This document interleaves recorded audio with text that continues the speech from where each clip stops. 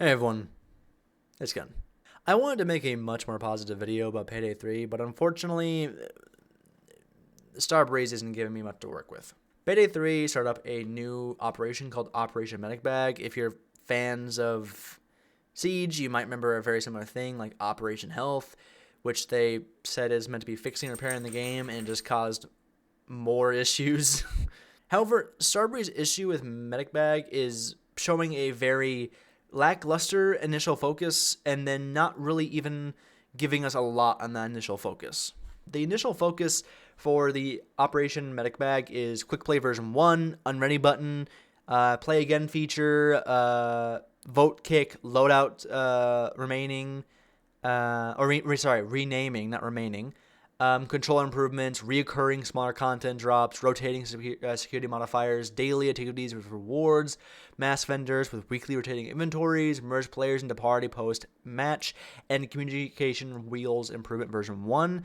And we've only seen 3 of those. By the way, the initial focus was posted back on March 8th, and Operation Medic Bag was announced, I believe, on the 15th of February. That's right, Operation Medic Bag, the 15th of February, and we've only seen 3 of the initial focuses. That should tell you how slowly stuff is coming out. Now, one thing that they are doing is they're making some slight changes. Like, for example, a new skill line called Fortitude is adding an actual possibility to possibly threaten the meta that is armor. Currently in Payday 3, there's not much reason around anything other than the heaviest armor, but they are making something called adaptive armor that basically is able to repair itself and kind of make it so you can still run no armor builds. And the only caveat to this is that it's only 2 plates instead of 4, and you have to wait a certain amount of time without taking damage before it repairs itself. But the new skill line seems pretty cool. It's basically the entirety of Adrenaline or Overhealth, and they'll be really good with the adaptive armor, I assume. And these all sound really cool, but we haven't seen them yet, which is the big thing, is that we haven't seen them in action quite yet. And they also have announced that they are going to be increasing the amount of skill points that we're going to be getting. So I believe originally it was only 21, I believe, and now it's going to 28. And here's my big problem with this. You get all your skill points by level 100. And my main problem with that is that getting to level 100 takes hundreds of hours sometimes. If you're not playing at peak efficiency, you're going to take at least 100 to 200 hours in order to get to level 100. At least that's what it took for me at launch at level 100. I was at roughly like 130 hours once I got to level 100, and I just simply didn't feel like playing Payday 3 anymore, even though I enjoyed my time with it, even with all the server issues. I still think that making it so level 100 is where you get your maximum amount of skill points is really bad. Payday 2 did the entire skill tree system a lot better than Payday 3. Payday 3 is much more archaic by comparison, where a lot of things can be just summarized down to do more damage, take less damage, and move faster. And these don't really stack, unfortunately, so you don't get like insane builds. You just get marginally better improvements, and due to that, you just don't really see a lot of variability. You don't see people running in crazy builds. Like in Payday 2, you had rush, or you had not rush. You had dodge crit builds, which were fucking nuts back in the day. Not anymore, but back in the day, those used to be fucking nuts. And seeing people just dodge bullets and managing to like fucking 4-shot a bulldozer is fucking nuts. But in Payday 3, you don't really see any of that build variety, which makes sense when they're trying to make the game more of like a Hollywood realism thing.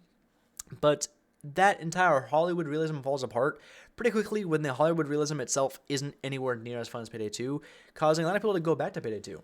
So here's the main thing that I have a problem with Medic Bag is that it's just simply taking too long.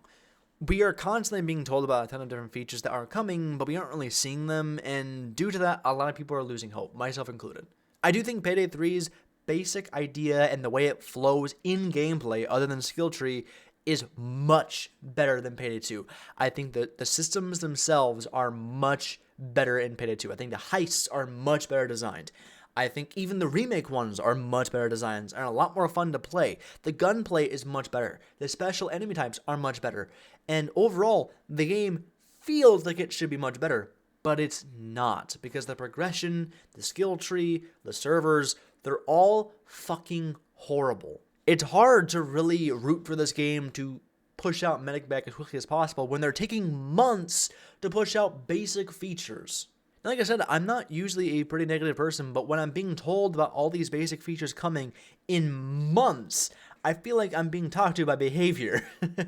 Behavior saying we're going to see UI improvements in years is like Starbreeze saying, oh, don't worry, we'll give you new skill tree in months after launch. Now, obviously, the transporter skill line is a thing, and it's cool, but there's just not a lot, honestly. When it comes to build variety and gameplay variety, when it comes to builds, there's not a whole lot currently, and even with the new Fortitude skill line, with the entire of being able to overheal and the adaptive armor, I doubt there's going to be a whole lot more, maybe like three total meta play styles instead of Payday 2's, where pretty much all perk decks and all weapons can be used in some capacity.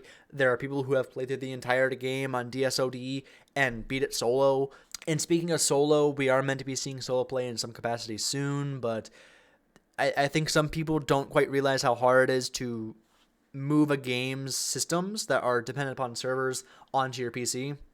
As someone who has taken quite a few coding classes, I know you just can't just flip a switch and simply have it work. And unfortunately, a lot of people think it is just that simple, where you just flip one switch and suddenly the game's offline. It's not that simple. Now, I'm not going to make excuses that it should be taking this long. It should be a lot quicker.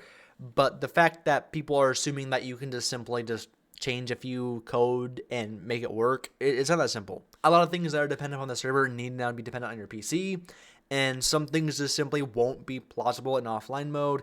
And due to that, it's a big hot button issue that I know it can't be done just like that, but I also know it shouldn't take this long to add an offline mode, especially when people have been asking for it as the primary criticism of Payday 3. The primary criticism of Payday 3 is that it's just simply not what a lot of the fans expected, especially when a lot of the fandom is primarily solo. Hell, Yelwonk or the Noli, whatever his name is one of the most well-known Payday YouTubers, and yet he plays primarily, if not completely, solo. And the fact that Starbreeze just made the game completely online was a mistake from the beginning, but we needed to see more of it, and unfortunately what we've seen is not that good. Payday 3 being always online has shown constant issues, and the fact that the bots were borderline unusable at launch and still kind of are is nuts to me. In Payday 2, they were just as stupid, if not stupider, in Payday 2, but they had this amazing thing of being pretty much invulnerable to damage. They had horrible target priority, horrible cover seeking. They just sucked overall, but due to that, they just simply couldn't die a lot of the times. Yes, they could die, but they don't die as quickly as much as the borderline useless AI. And speaking of the AI in Payday 3, you can't customize them in any capacity. You can't customize their masks, their suits, their weapons, their skills. These things you can all do in Payday 2, but you can't do it in the sequel, which is meant to be a bigger and better game, but yet we don't have these features. The main thing with Payday 3 is the fact that we just don't have a lot of the features that Payday 2 has, which I do think isn't always a fair criticism when you just say, oh, well, the sequel doesn't have all the features that the predecessor does. But when it's this amount of missing features, I tend to nod my head in agreement saying, yeah, I don't understand why we don't have all these things. Like, I understand not having every single thing from Payday 2 in Payday 3. That wouldn't make much logical sense. But the amount of stuff that we are currently missing from Payday 3 that we can just simply go reinstall Payday 2 and play is really, really annoying. But yeah, there's just a angry fans rant about how Operation Medic Back is just simply taking too long, and how I'm pretty disappointed overall in Starbreeze. I made my original video with the update saying this is a good start, but with how long it's taking all this stuff, it's really hard to possibly really be excited for the future. Yeah, without further ado, I hope you all do enjoy this video. New camera. I'm still getting used to this new camera, so if it looks a little washed out, bright, or whatever, that's why. Autofocus, stuff like that, it's very confusing. But yeah, I do hope you all enjoy this video. Without further ado, bye.